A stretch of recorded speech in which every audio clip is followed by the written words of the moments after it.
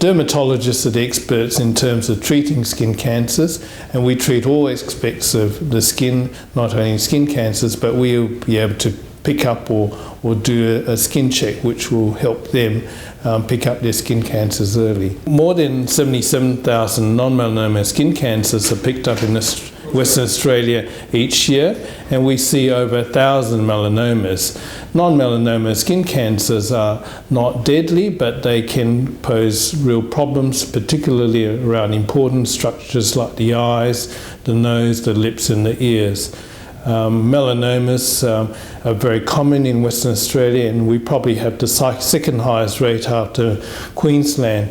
And melanomas are very preventable if it's detected or picked up early. So once it's picked up, it's removed, and the majority of melanomas we now see in Western Australia are thin melanomas, and so it's important that patients or the general public notice any changes in your moles. We obviously notice spots on our body which we can see, but areas which are not exposed to the sun can also develop skin cancers. So it's important that you check those areas, or if you can't see them, get a mirror to check on those spots, or get your partner to look at those spots. And if you notice anything which looks unusual or is changing or bleed or is painful, then it's important to alert your GP, who can then do either a biopsy or refer them along to a dermatologist. We've got a patient here, Ken, who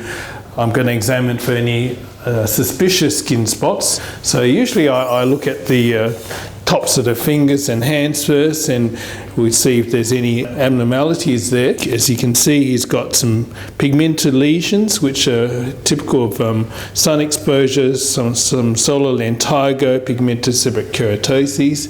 These are benign, but obviously we're looking for other spots which might be suspicious areas, so under the armpits and on the sides of the trunk. Good.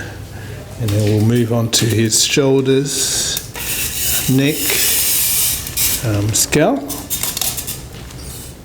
and face. I might just get you to sit up slowly, Ken, or just have a look at the top of the head.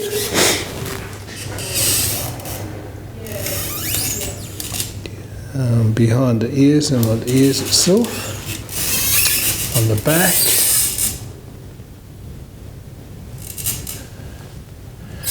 And I'd obviously look in the groin area, but principally I like to concentrate on where he's got sun exposure, mainly the face, forearms, neck and the legs.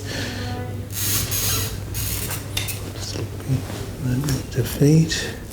Good. And I might get you to turn over onto your tummy, and we'll have a look at your back of the legs.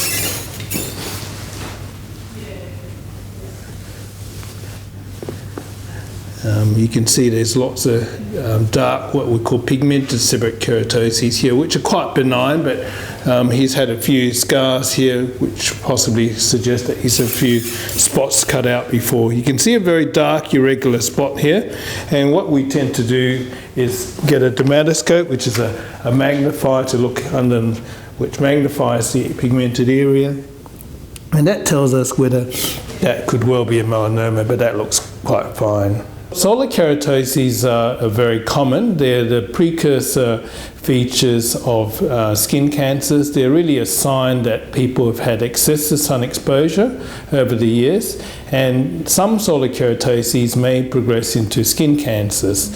Very few do, but it is important that you don't ignore solar keratoses, particularly ones which do become tender or bleed or become uncomfortable, because that could be a sign that they become a squamous cell carcinoma. So solar keratoses are an early sign of sun exposure and excessive sun exposure particularly, and could be a feature of people predisposed to skin cancers. A few patients do ignore their spots until it becomes too late.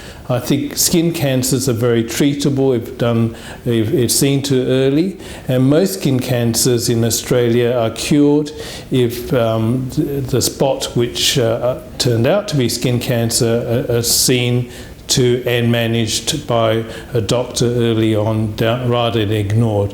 Once they are ignored, then there's a chance that they become too advanced and surgery is more difficult and more complex, or there's a chance that these skin cancers, often melanomas, may then spread elsewhere to other parts of the body.